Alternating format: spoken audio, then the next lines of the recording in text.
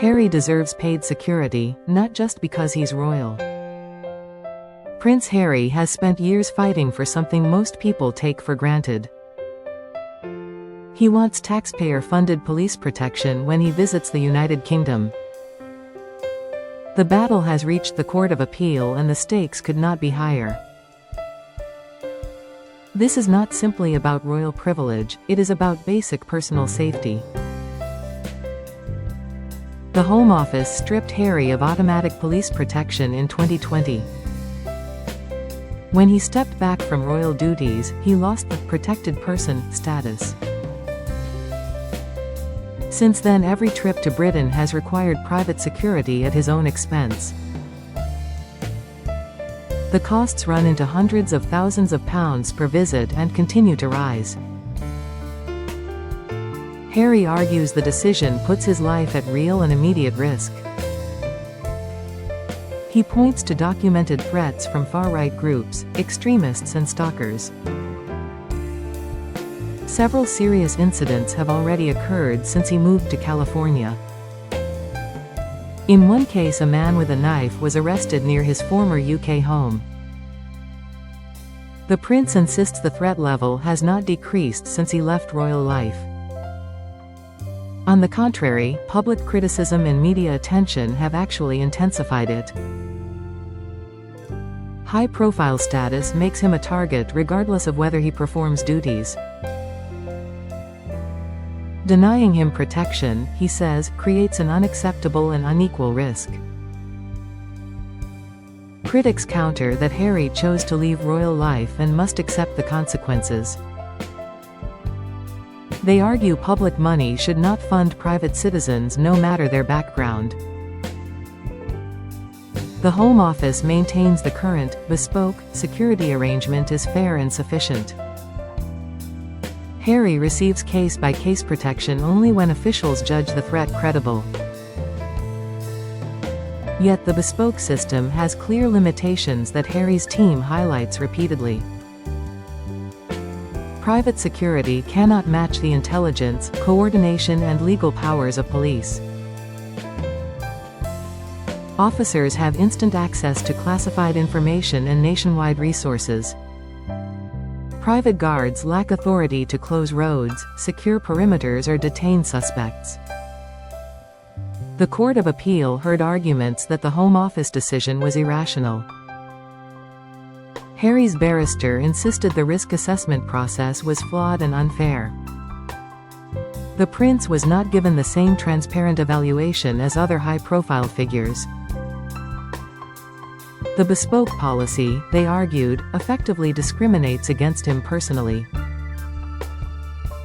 Judges questioned whether the Home Office had properly balanced rights and costs. They asked why a credible threat to life should depend on royal status. Human rights law guarantees protection when a real and immediate risk exists. Harry's lawyers say that threshold has clearly been met on multiple occasions. The case has divided public opinion in Britain and beyond. Supporters argue no one should face preventable danger because of past choices. They note that other former officials and high-risk individuals receive state protection. Denying Harry the same safeguard looks inconsistent and potentially discriminatory. Opponents insist public money must be spent responsibly and proportionately. They question why taxpayers should fund security for someone who criticizes the state. The prince's legal battles and media projects have already cost millions. Why, they ask, should the public pay even more for his personal safety? Harry has always maintained the issue is about safety, not status. He has said repeatedly he would fund protection himself if allowed to do so. The core problem is that private security cannot replicate police capabilities. Without official protection, he remains exposed in ways other high-risk figures are not.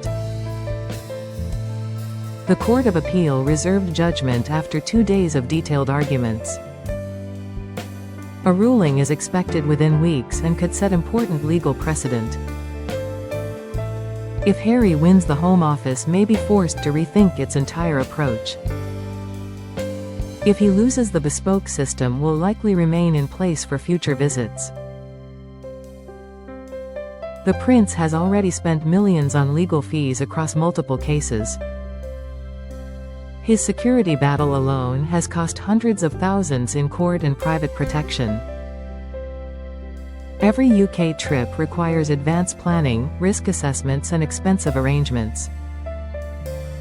The financial burden is real and growing with each passing year. Meghan Markle has supported her husband throughout the long legal fight. She has described the lack of protection as a constant source of anxiety. The couple worries about their children's safety during any UK visit. Archie and Lilibet have never experienced a trip to Britain without heightened risk. Harry's confidence ahead of the appeal hearing remains noticeably strong. He believes the law is on his side and justice will ultimately prevail. Friends say he feels vindicated by the court's probing questions during arguments. The judges appeared open to the argument that safety should not depend on status. The case has reignited debate about the role of royals who step away. Should former working royals retain certain protections or lose them entirely? Harry's situation highlights the gray area between public duty and private risk. His argument is simple: credible threats deserve protection regardless of title. The Home Office defends its position as both fair and financially responsible. They insist bespoke arrangements balance security needs with public cost. Full police protection for non-working royals would set an unsustainable precedent. Other high-profile figures manage with private security and the system works. Yet Harry's legal team insists the bespoke model fails when threats are serious. Private firms cannot access real-time intelligence or coordinate nationwide resources. In genuine emergencies, that gap could prove fatal or catastrophic. The prince's argument is not about privilege but about equal access to safety. The appeal judges must now weigh competing rights and public interest. They must decide whether the Home Office decision was rational and proportionate. Their ruling could redefine how Britain protects high-risk individuals. It could also determine how freely Harry can visit his homeland in future. As the decision nears, Harry remains in London focused and undeterred. He spends days reviewing final submissions and preparing for any outcome. His confidence is not arrogance but conviction born of long preparation. He believes the law will ultimately recognize the real and present danger. The coming ruling will affect far more than one man's security arrangements. It will shape policy for former royals, public figures and high-risk citizens. It will test whether Britain values life equally regardless of status or title. And it will decide whether Harry can ever feel truly safe returning home. For now, the prince waits with calm resolve and quiet determination. He has fought this battle for years and refuses to back down now. Whatever the court decides, his stand has already changed the conversation. Safety, he insists, should never depend on whether someone wears a crown. The High Court will soon deliver its verdict on a case that transcends royalty. It is about fundamental rights, public safety and equal protection under law. Prince Harry has made his position clear and stands ready for the outcome. The world watches to see whether justice will finally recognize his legitimate fears.